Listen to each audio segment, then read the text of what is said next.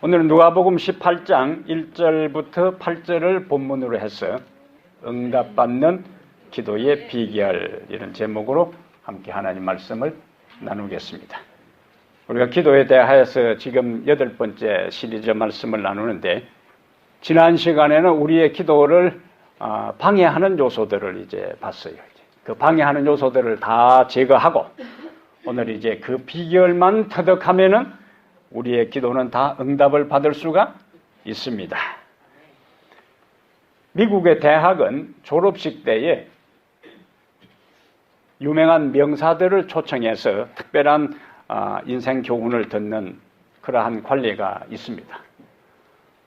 조지아주 애틀란타에 있는 모하우스, 이 흑인 대학입니다. 모하우스 대학에 사모펀드라는 이 거대한 회사의 최고 경영자인 로버트 F. 스미스라는 이 CEO가 졸업식 연사로 초청을 받았어요.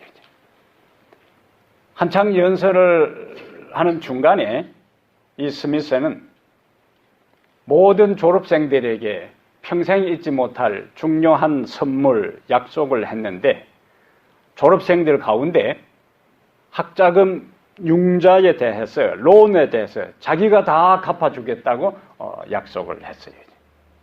처음에는 졸업생들이 다 눈이 휘둥그레져가지고 주변을 두리번거리면서 무슨 소리 했냐고. 다시 한 번 더 강조했을 때에 학자금 융자의 모든 졸업생들의 학자금 융자를 자기가 다 갚아주겠다고 했어요.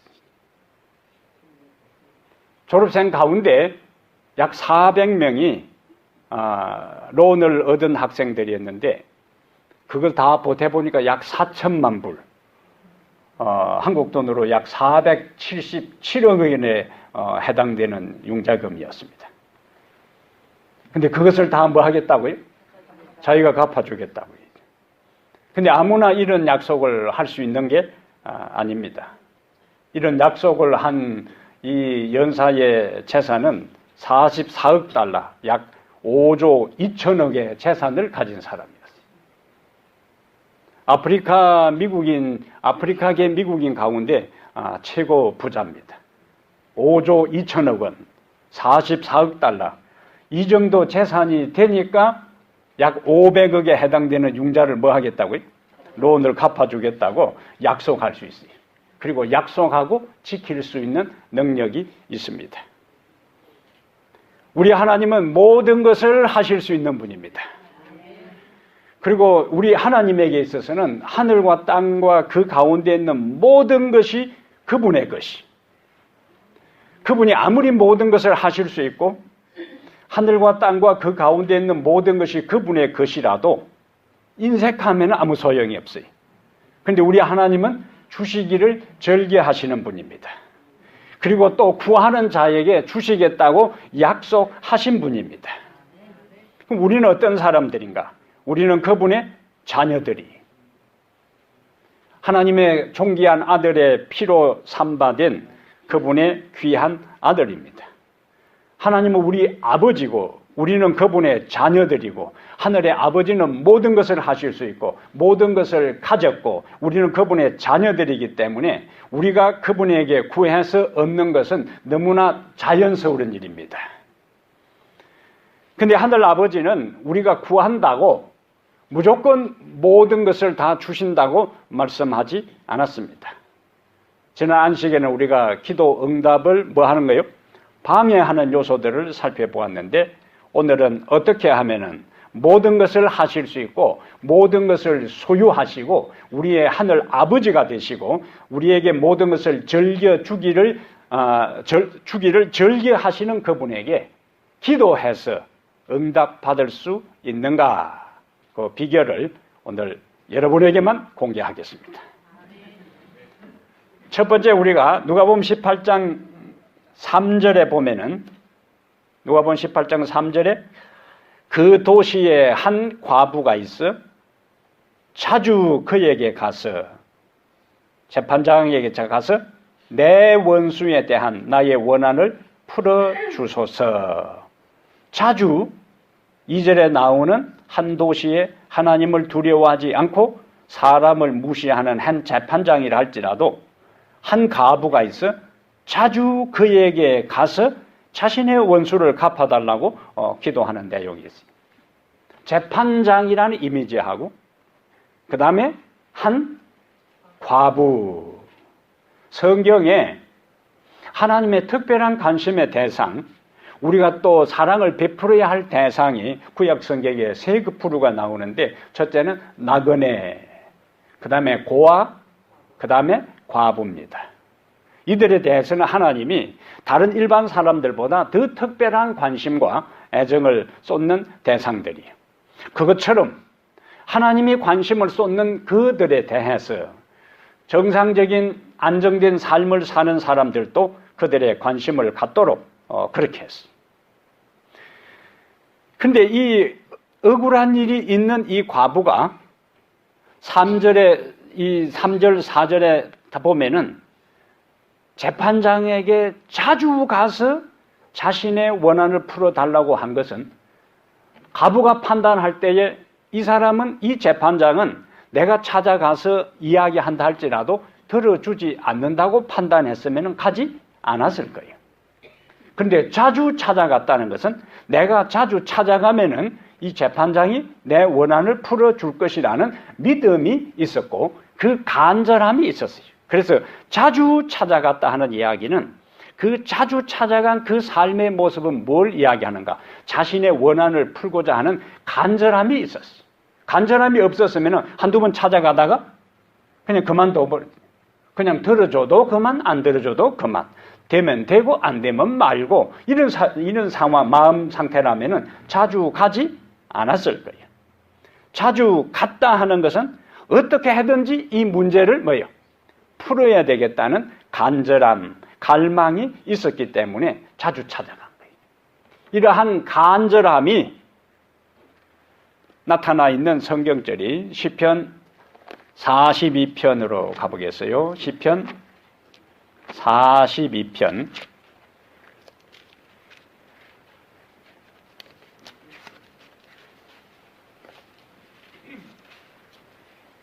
시편 42편 1절과 2절에 함께 읽어봅니다. 하나님이여, 시작. 하나님이여, 사슴이 시냇물을 찾기에 갈급함같이 내 영혼이 주를 찾기에 갈급하니이다. 내 영혼이 하나님 곧 살아계시는 하나님을 갈망하나니 내가 어느 때에 나아가서 하나님의 얼굴을 배울꼬. 응답받는 기도의 첫 번째 비결은 간절히 기도하라. 어떻게 기도하라고요? 아직 간절히라는 분위기가 안 나요. 어떻게 기도하라고요? 간절히 기도하라. 이것이 응답받는 기도의 첫 번째 비결이에요. 여기 42장 1절과 2절의 그 배경은 깊은 산속 옹달샘의 사슴이 아니고 중동 지역의 뜨거운 사막, 건조한 초원을 배경으로 하고 있어요.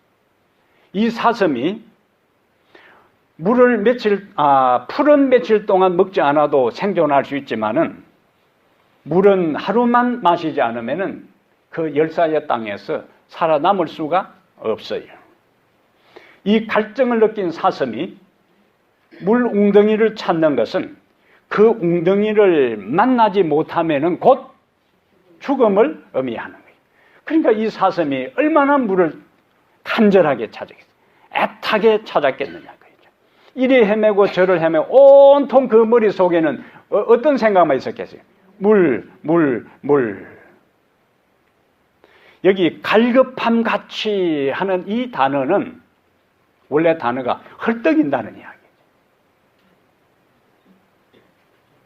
물을 만나지 않으면 내 모든 생명이 끝난다는 그 갈망 속에서 다급한 마음으로 애타게 찾는 그것이 갈급함 같이.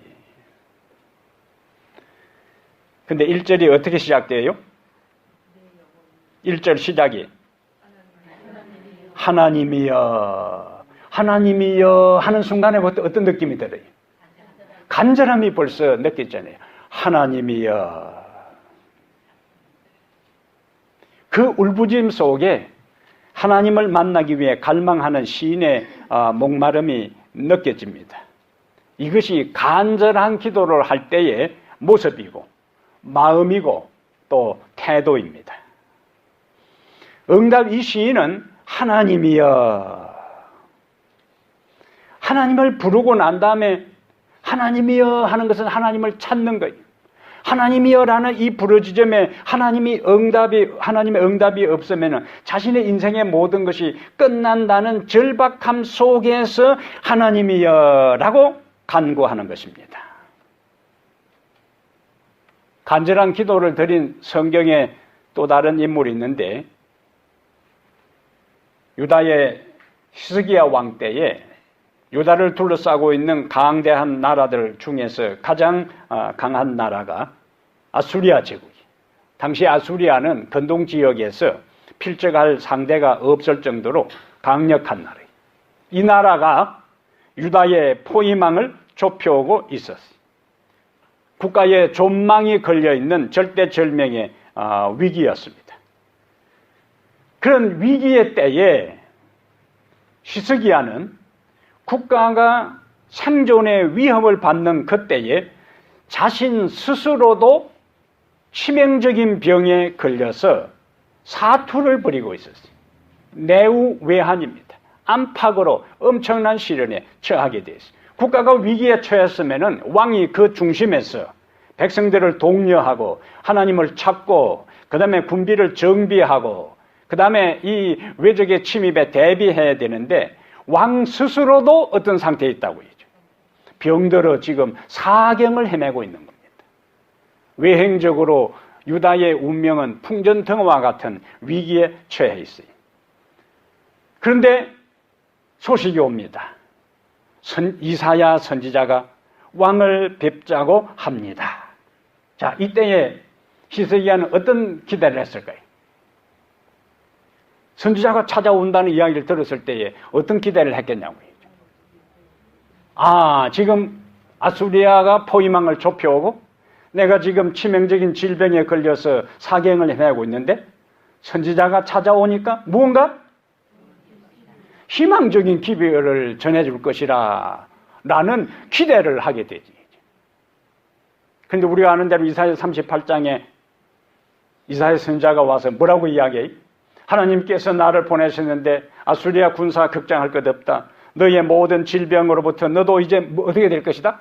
회복될 것이다. 이런 기별을 기대했는데 선지자가 와서 뭐라고 이야기한다고요?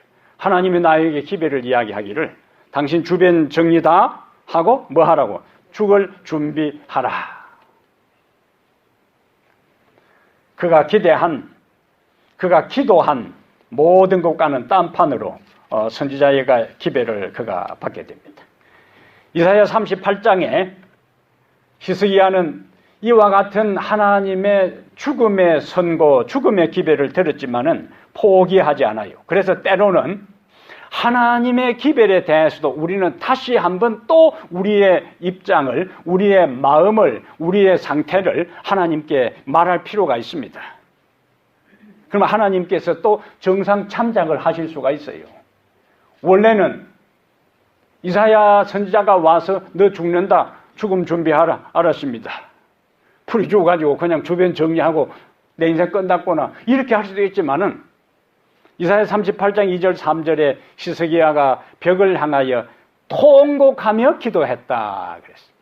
자, 통곡하며 기도할 때 이 기도가 응답받으면은 사는 것이고 이 기도에 응답이 없으면은 죽는 것이고, 그러니까 얼마나 기도했겠느냐. 그러니까 그때에 이 히스기야가 드린 기도는 어떤 기도?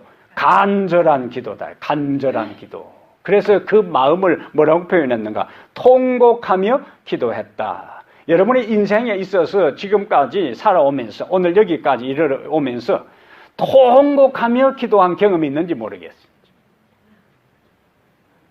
이 기도를 하나님께서 응답해 주지 않으면 내 인생은 여기서 모든 것이 끝난다는 그 절박함 속에서 몸부림치면서 피눈물을 흘리면서 통곡하면서 기도한 경험이 있느냐? 통곡의 기도는 간절함의 기도예요. 제가 2010년에 한국의 요양원에 가서 병을 치료하기 위해서 요양원에 가서 매일 아침에 이제 아침 식사를 하고 산에 올라가서 기도를 드리는데 8시 40분에 아침 식사를 하고 9시 반쯤에 이제 산에 가서 2시 반에 이제 점심이니까 그 시간까지 산에 가서 이제 계속 묵상하고 찬양하고 말씀을 암송하고 기도를 드렸어요. 근데 하루는 아침 식사를 하고 산을 올라가는데 여러 가지 생각이 서쳐나가요. 2007년부터 병이 난 것을 확인하고 온갖 방법을 다 동원해도 회복되지 않고 그 다음에 그곳에 요양을 하면서도 한 달에 한 번씩 가서 피검사를 해도 여전히 수치는 내려갈 생각을 하지 않고 수치는 자꾸 올라가는 거예요. 수치를요 의사한테 딱 받아서 읽어보는 순간에 또 올라갔으면 그 순간 어떨까요? 절망이요. 절망. 안 되는구나. 그 전날 하동에 가서 이제 피검사 결과를 받아들고 실망한 다음에 그 다음날 산에 올라가는데 온갖 생각이 서쳐가는 거예요. 여기서 내가 이제 내 인생이 끝나는구나. 근데 우리 집 사람 생각이 먼저 나요. 저 조금만 해가지고 내 없는 세상을 어떻게 살아갈까. 그때 우리 두 아이들도 아직 대학 졸업도 하기도 전에 내 혼자 바라보고 힘든 목회 사모의 길을 걸어왔는데 내가 여기서 그냥 회복되지 못하고 죽어버린다면은 어떻게 이 험한 세상 살아갈까. 두 아이들 아빠 없는 세상 또 어떻게 살아갈까. 내가 19살에 신학대학을 들어가면서 하나님께서 이 역사의 마지막에 이 제실한시 예수 재림교회를 통하여 주어진 건강 기별을 따라서 순종하는 길을 지금까지 걸어왔는데 왜 회복이 되지 않을까? 온갖 생각이 이제 스쳐가다가 갑자기 여기 히스기야와 같은 그냥 가슴이 먹먹해지면서 울컥하면서 통곡이 터져 나오는데 산을 올라가다가 길을 비켜나가지고 그 골짜기에 내려가가지고 큰 바위 뒤에서 이름 그대로 히스기야가 한 것처럼 통곡의 기도를 드렸어요.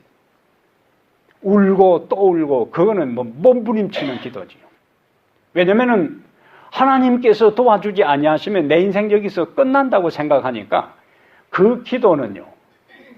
그냥 자세한 기도도 없어요. 그냥 주여만 부르는 거예요. 1시간 넘게 눈물 콧물 범벅이 되면서 그냥 주님만 찾습니다. 이렇게 해달라는 기도도 안 나와요. 그냥 주여. 산이 메아리가 울려나도록 주여. 근데 그렇게 눈물 콧물 범벅이 되도록 통곡의 기도를 주님을 부르고 나니까 속이 시원해지면서 마음에 평안이 와요. 근데 사람이 얼마나 연약한지. 그러면 이제 어떤 확신이 들었겠어요? 이제 하나님께서 회복시켜 주시겠구나 하고 이제는 다른 때는 한 달에 한 번씩 갔는데 보름에 서둘러서 병원에 가서 다시 이제 피검사를 했어요. 그럼 원래 제 마음에 평안을 주신 하나님께서 검사 결과를 탁 받으면은 제가 보기도 전에 눈을 감고 탁 있다가 탁 또 올라가 있어요. 하나님도 참 너무하십니다. 이때 조금이라도 내려주면 얼마나 좋겠어요. 그런데 수치가 또 올라가 있어요. 더 이전보다 보름 전보다 또 올라가 있어요.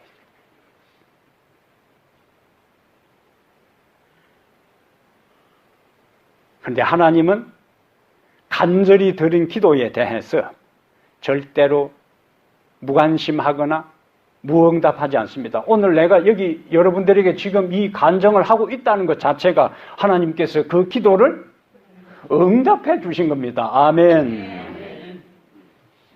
그래서 내 인생에요, 어떤 막다른 골목에 있을 때에 우리는 기도를 드리되 어떻게 드려야 된다고요? 간절하게 드려야 돼요. 간절하게. 그러면은 반드시 그 문제는 해결됩니다. 부르짖는 기도예요. 마가복음 10장에 가보겠습니다. 마가복음 10장에 부르짖는 기도의 또 다른 모습이 나오는데, 마가복음 10장 46절부터 52절에 간절한 기도는 부르짖는 기도다 따릅니다. 간절한 기도는 부르짖는 기도다. 46절에 그들이 여리고에 이르렀더니 예수께서 제자들과 허다한 무리와 함께 여리고에서 나가실 때에 디메오의 아들인 맹인 거지 바디메오가 길가에 앉았다가 뭐 하고 있다는 거예요? 구걸하고 있다는 거예요. 맹인이요, 거지요. 47절에 나사렛 예수시라는 말을 듣고 어떻게 했어요? 소리 질러 이르되 다윗의 자손 예수여 나를 불쌍히 여기소서 하거늘. 48절. 한두 사람도 아니에요. 소리를 얼마나 시끄럽게 고래고래 질렀으면은 많은 사람이 뭐 했다고요? 꾸짖어 잠잠하라 하거늘 그가 더욱 크게 소리 질러 이르되 다윗의 자손이여 나를 불쌍히 여기소서 하는지라. 49절. 예수께서 머물러 서서 그를 부르라 하시니 그들이 그 맹인을 부르며 이르되 안심하고 일어나라 그가 너를 부르신다 하매 맹인이 겉옷을 내버리고 뛰어 일어나 예수께 나오거늘 예수께서 말씀하여 이르시되 네게 무엇을 하여 주기를 원하느냐. 맹인이 이르되 선생님이여 보기를 원하나이다. 예수께서 이르시되 가라 네 믿음이 너를 구원하였느니라 하시니 그가 곧 보게 되어 예수를 길에서 따르니라. 여기에 이 맹인 그 다음에 그의 상태는 거지. 그런데 사람들이 웅성거리는 소리가 들리는데 이 맹인들은 귀가 청력이 굉장히 발달하잖아요. 그런데 사람들이 웅성거리는 속에서 나사렛 예수라는 그러한 이야기를 들을 때에 이 맹인의 입장에 있어서는 이 순간이 내 인생에 있어서 눈을 뜰 수 있는 그리고 거짓 신세에서 벗어날 수 있는 무슨 기회다? 마지막 기회, 절호의 기회다. 수많은 사람들이 웅성거리고 지나가기 때문에 그냥 예수 불러가지고는 안 되는 거예요. 그러니까 어떻게 해야 되는 거예요? 예수의 이목을 집중시키고 그 관심을 끌어야 되기 때문에 그냥 불러서는 안 되는 거라는 거예요. 소리를 지른 거예요. 소리를. 나사렛 예수, 다윗의 자손 예수여 나를 불쌍히 여기소서. 얼마나 소리를 질렀으면 48절에 많은 사람이 시끄럽다고 와서 이야기했거든요. 군중들이 지나갈 때 조용히 따라가지 않았을 거예요. 그런데 그 군중들이 그렇게 시끄럽게 막 밀고 당기면서 가는데 이 맹인 거지 바디메오가 얼마나 소리를 질렀으면은 그 군중들의 시끄러운 소리보다 이 사람의 소리치는 게 더 시끄러우니까 찾아와서 뭐라고 했대? 한두 사람도 아니고 여러 사람이 와서 좀 조용히 하라고. 지금 이 사람의 그 이야기를 들을 사항이 아니에요. 오히려 더욱 크게 소리 질러 이르되. 무슨 기도입니까? 간절한 기도, 울부짖는 기도예요. 예수님께서 수많은 사람들의 웅성거리는 시끌벅적한 소리 가운데서 몸부림치면서 마지막 기회라 생각하고 나사렛 예수여 나를 불쌍히 여기소서라는 이 울부짖음을 예수님께서 무시할 수가 없었어요. 그래서 예수께서 머물러 서서 우리의 간절한 기도, 우리의 울부짖는 기도는 예수님의 걸음을 멈추게 하고 우리에게 관심을 갖게 하고 우리의 울부짖는 기도에 응답하게 만들어 주십니다. 울부짖는 기도, 간절한 기도. 여러분의 삶의 문제가 무엇이든지 간에 하나님 앞에 간절히 울부짖고 통곡하면서 기도하면은 하나님께서 어떤 형태든지 그 기도에 응답해 주실 것을 확신하게 되기를 바랍니다. 예수님께서 이 세상에 계실 때에 바로 그런 기도를 드렸어요. 누가복음 22장 44절에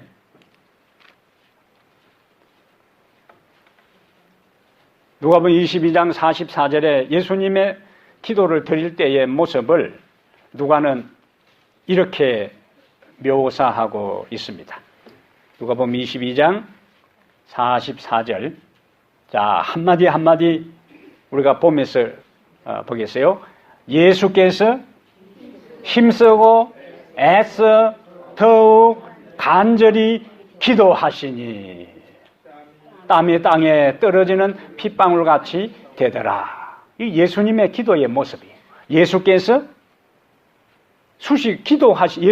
기도하시니 중간에 수식어가 몇 개가 붙었어요. 힘쓰고 애써 더욱 간절히 기도하시니. 예수님은 십자가를 앞두고 겟세마네 동산에서 그 십자가를 감당할 수 있는 능력을 달라고 하나님 앞에 힘쓰고 애써 더욱 간절히 기도하셨어요. 그러한 기도의 결과로 십자가를 예수님은 감당하셨고 그 십자가를 감당한 결과로 오늘 우리가 구원의 자리에서 예수 그리스도를 높이고 구원의 감사의 기도를 드릴 수 있게 된 것입니다. 응답받는 기도의 첫 번째 비결은 간절히 기도하는 거예요. 응답받는 기도의 첫 번째 비결은 간절히 기도하라는 거예요. 두 번째 응답받는 기도의 비결은 믿음으로 기도하라. 믿음으로 기도하라. 어떻게 기도하라고요? 믿음으로 기도하라. 요즘 사람들이 흔히 쓰는 말 가운데 흔히 세상에 믿을 놈은 하나도 없다. 세상에 믿을 놈은 하나도 없다. 그런 표현을 이제 써요. 그런데 이 세상이 불신이 가득 찬 세상이라 할지라도 은연중에 우리의 인간 세상을 들여다보면은 우리가 의식하지 않아도 많은 경우에 믿음에 기초하여 우리가 살아가는 것을 알 수가 있어요. 한국에 이발소에 이발을 하러 가면은 이발사가 머리를 손질한 다음 마지막에 눕혀놓고 이발을 하는데, 면도를 하는데, 기계로 면도하는 게 아니고, 면도 칼로 가지고 해요. 시퍼런 면도 칼로.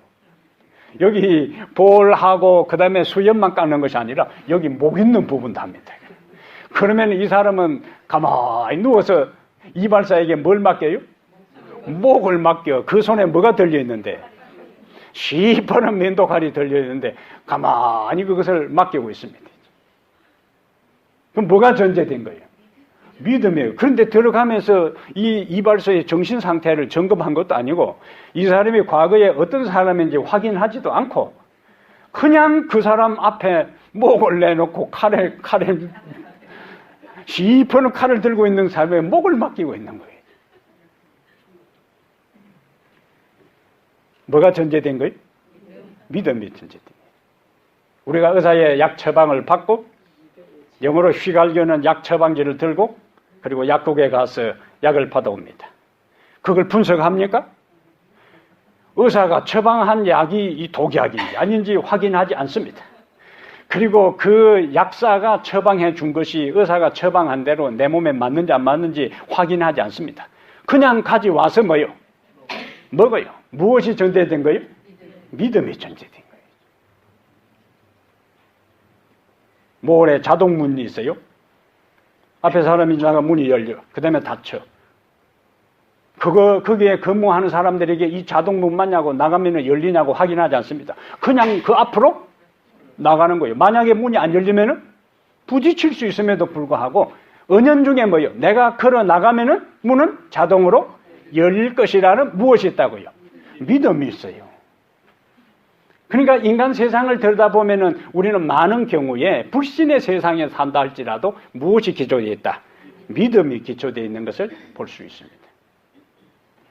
하나님은 우리의 기도를 들으시는 분이, 하나님은 우리의 기도에 귀를 기울이시는 분이, 하나님은 우리가 기도하면 응답해 주신다고 약속해 주셨어요. 그런데 그 응답의 형태는 yes, wait, no. 어떤 형태든지 하나님은 우리의 기도에 응답해 주신다. 그런데 우리는 이런 분명한 하나님의 약속이 있음에도 불구하고 기도하지도 않고 어떤 때는 기도한다고 해도 하나님의 약속과 응답에 대한 것을 우리의 일상에서 자신도 모르게 경험하는 이런 수준의 믿음도 갖지 않을 때가 많습니다.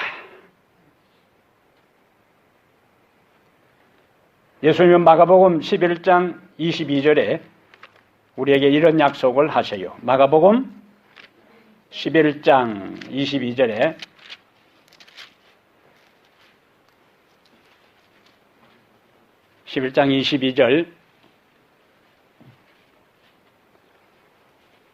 예수께서 그들에게 대답하여 이르시되, 이 첫 번째가 중요한 거예요. 예수께서 그들에게 대답하여 이르시되 하나님을 믿어라.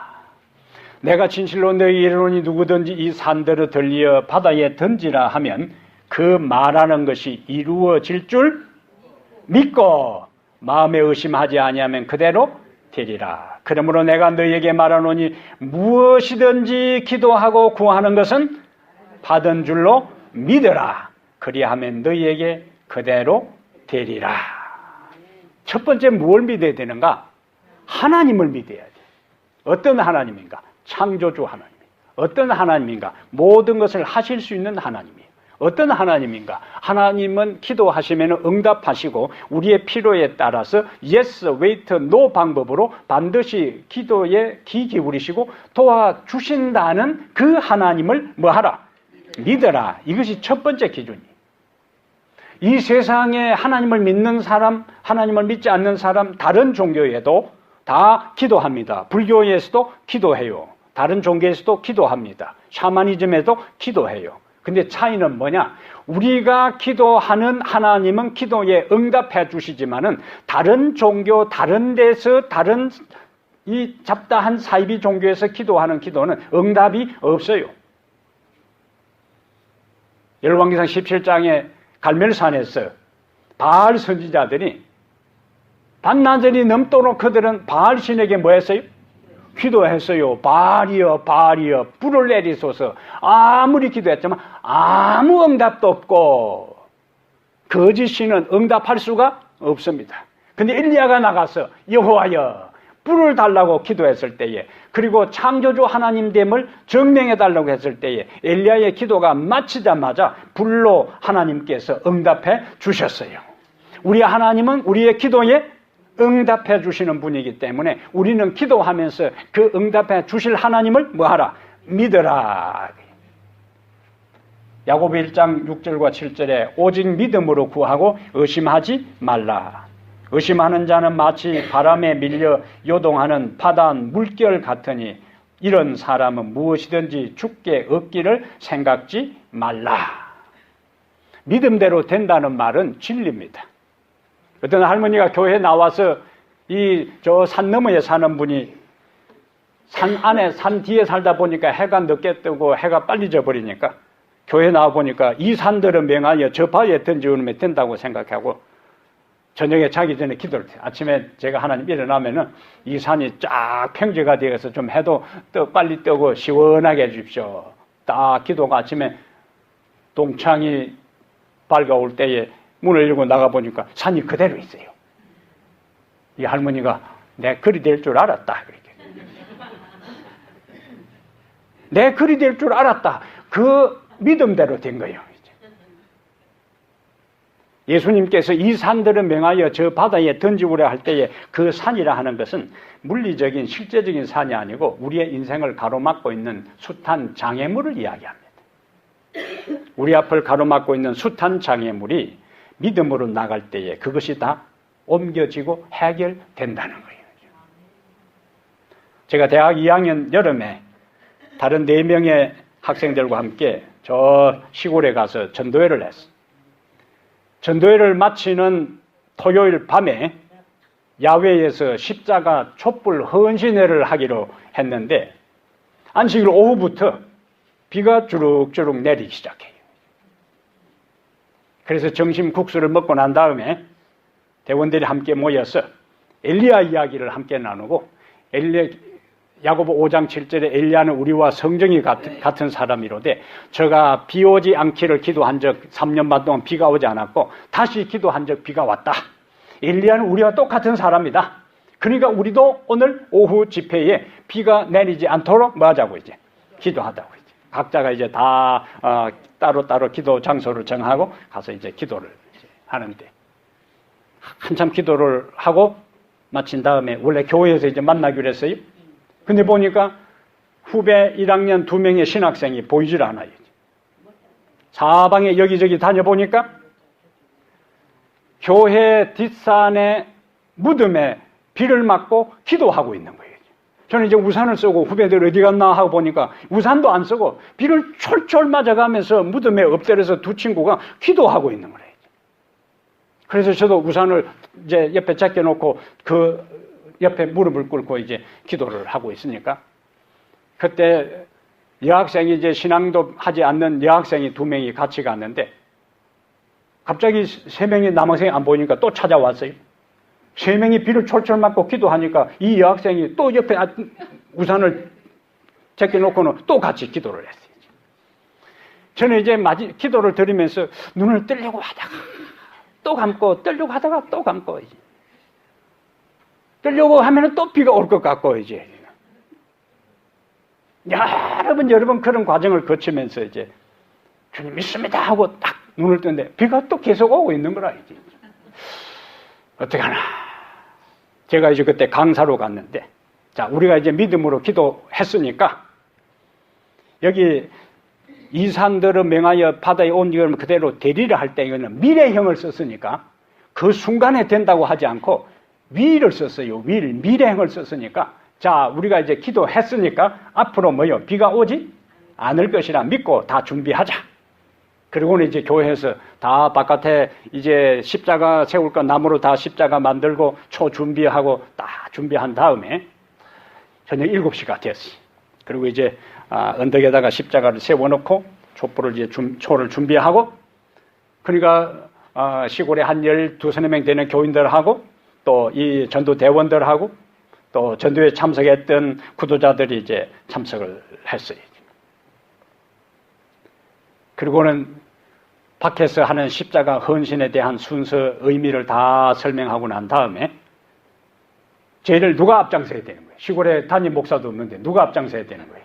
강사가 앞장서야 되는 거예요. 그것도 촛불을 들고 비가 내리는데 앞장서야 나머지 이제 뒤에 후배들이 있고 교인들이 있고 그 다음에 구도자들이 이제 교회 뒤에 다 줄을 서 있고 제가 이제 문에 딱 서 있는데 비가 주룩주룩 내리고 있는 거예요. 이때의 심정은요. 요단강에 이 물이 창일할 때에 제사장이 법궤를 메고 그 가까이 다가갈 때 심정하고 똑같은 거예요. 완전 배수진이잖아요. 배수진. 촛불을 들고 이제 우산을 안 쓰고 믿음으로 나가야 되니까 우산을 쓰고 나가면 안 되거든요. 이제 제일 앞에 서가지고 촛불을 들고 이제 팔을 내디뎌야 되는데 주여 믿습니다. 주여 믿습니다. 좀 비가 좀 살살 그치는 걸 좀 보여주십시오. 그래 제가 좀 이 믿음이 없는데 그래 제가 나가겠는데 비가 주룩주룩 오는데 나가려니까 얼마나 힘들어요. 갈등하고 그러다 뒤에서 줄을 다 서고 다 침묵 속에 이제 앞에 이 신학과 2학년 이 강사가 어떻게 하나 보고 있는데 다 기도를 드리고 믿습니다. 오늘 이제 촛불이 바로 꺼져버리면 안 되잖아요. 이제 딱 들고 이제 나가자마자 촛불이 꺼져버리면 이거는 안 되니까 어쨌든 촛불은 안 꺼져야 되니까 이러고 이제 나가는데 비가 계속 오는 거예요. 야, 그때 마음속으로 어떤 기도요? 간절한 기도죠. 간절한 기도. 뭐 애간장이 타는 거죠. 왜냐하면 여기에 비가 딱 그쳐야 그 교회 안에서 우리가 믿음으로 나가면 하나님이 도와주신다고 해서 이 구도자들이 감동을 받고 뭔가 하나님의 살아계심을 경험할 텐데 비가 계속 와가지고 촛불 다 꺼져버리고 비 혼조 태양지처럼 맞아버리면 이 사람들 얼마나 우성꼴이 되는 거예요. 하나님 당신의 영광을 위하여 제발 프리스. 그런데요. 연신이 이제 뒤를 돌아보는 거예요. 다른 사람 표정은 어떤가? 뒤에 온 사람들이 뭐 하는 짓이고 했대. 그 충청도인데 이 구도자들이 우산도 안 쓰고 비를 맞고 따라오라니까 다 구싱구시렁 시골 사람들이 구싱구시렁. 근데 이 줄 서 있는 마지막 사람이 교회 문에 딱 나서는 순간에 빗줄기가 가늘어지기 시작하고 있죠. 그 다음에 얼마 지난 다음에 비가 딱 그쳐요. 그리고는 언덕까지 이제 행진해가지고 모두가 다 헌신하는 마음으로 촛불을 십자가에다가 하나하나 못에다가 딱 꽂고 삥 둘러서 예수 그리스도의 십자가와 하나님의 능력과 구원에 대한 것들을 이제 간증하고 집회를 한 1시간 동안 다 간증하고 찬양하고 부른 다음에 다시 교회에 돌아오니까 비가 오기 시작하는 거예요. 이제. 믿음으로 우리가 나아갈 때에 불가능하게 보이고 되지 않을 것처럼 보였던 것들이 우리의 눈앞에 이루어지는 것입니다. 의심하면 의심하면 안 되는 거예요. 의심하고 행동 안 하면 안 되는 거예요. 그러나 나서면 하나님께서 그 간절한 기도, 믿음의 기도에 대해서 응답해 주신다. 세 번째 응답의 비결은 끈기 있게 꾸준히 기도하라. 끈기 있게 꾸준히 기도하라. 누가복음 18장 오늘 본문의 1절과 5절과 7절에 보면은 이 사람은, 이 과부는 자주 갔어요. 그러니까 얼마나 자주 왔으면은 나중에 재판관이 뭐예요?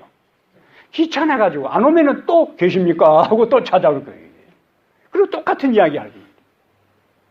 포기하지 않고 끈기 있게 꾸준히 와서 이야기했을 때에 재판관이 귀찮아서 나중에 알았습니다. 그냥 하고는 이 여인의, 이 과부의 그 한 맺힌 것들을 풀어준 것을 보게 돼요. 예수님은 이 사람은 하나님도 두려워하지 않는 재판장이에요. 이 사람은 사람들의 호소에 매정하고 무관심하고 무시하는 재판장이에요. 그런데 찾아온 사람은 누군가? 당시에 소외받고 무시당하는 과부요.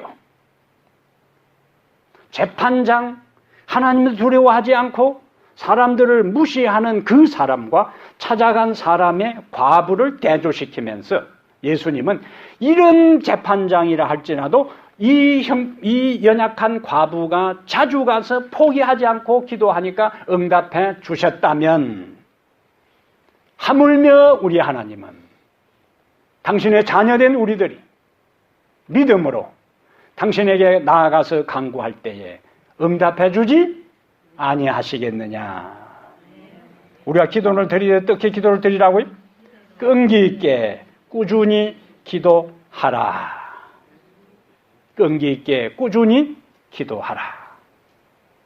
야곱이 야복강에서 형의 위협을 받고 기도할 때에 바로 하나님께서 응답해 주지 않았어요.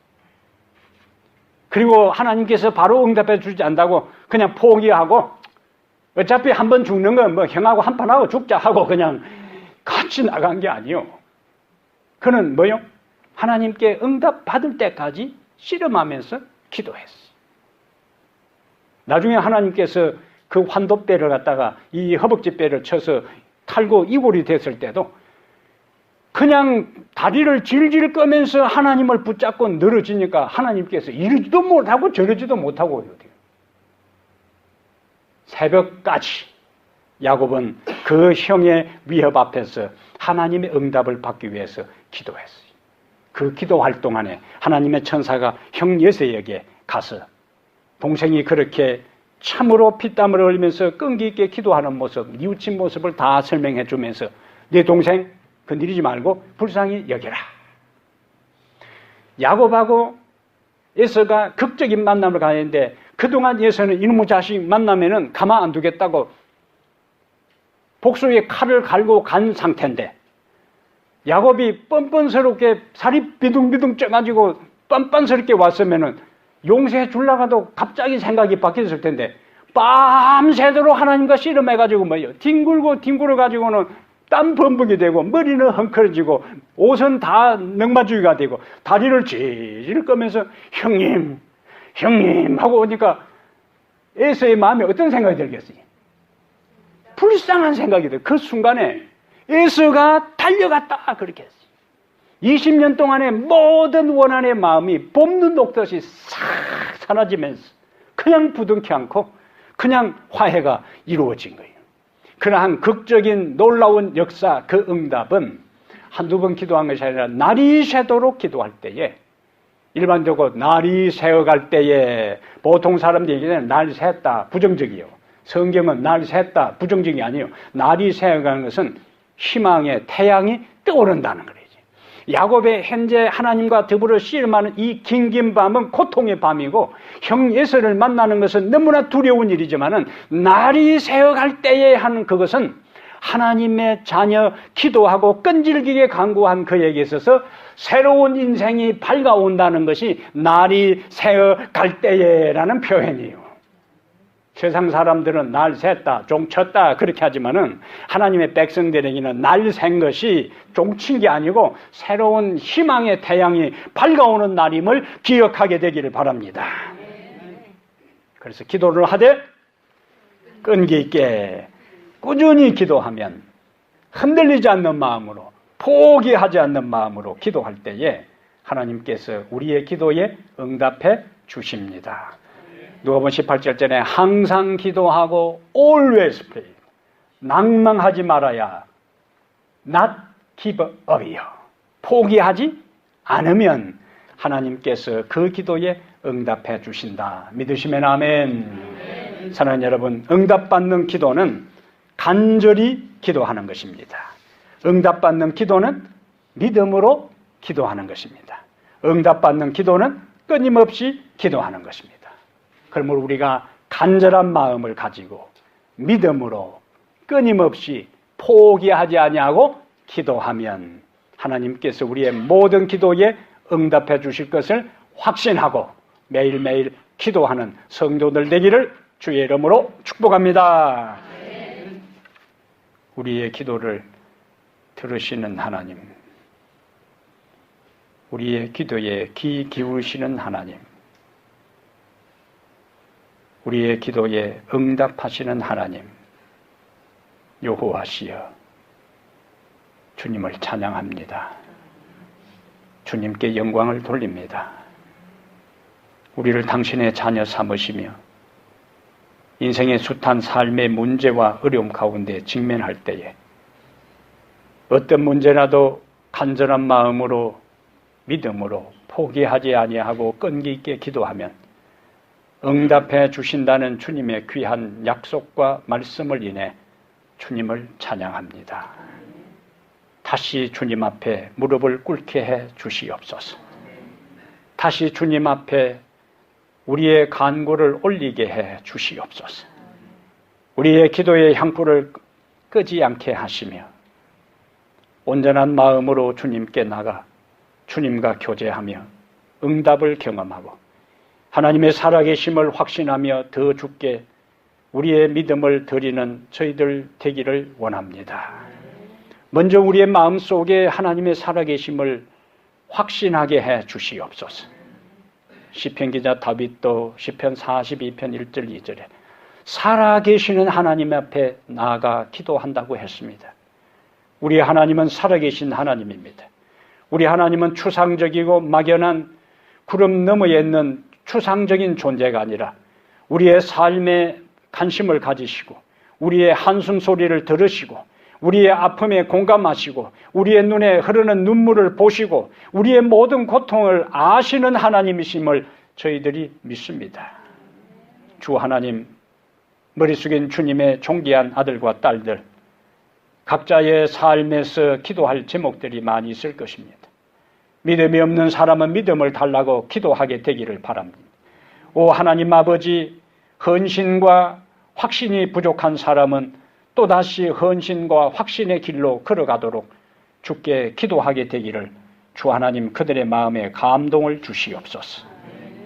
이제 또다시 우리는 우리에게 주어진 이 약속과 말씀을 의지하여 세상을 향하여 나갑니다.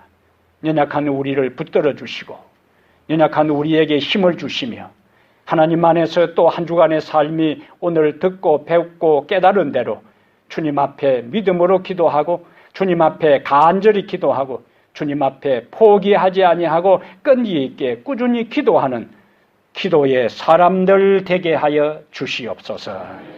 이제는 우리 주 예수 그리스도의 은혜와 하나님 아버지의 무한하신 사랑과 성령의 감화 감동 충만한 역사가 믿음으로 기도하고 끈기 있게 기도하고 간절히 기도하여 모든 기도의 응답을 경험하기로 결심한 우리 모든 성도들 머리 위에 이제부터 영원토록 함께 있을지어다. 아멘.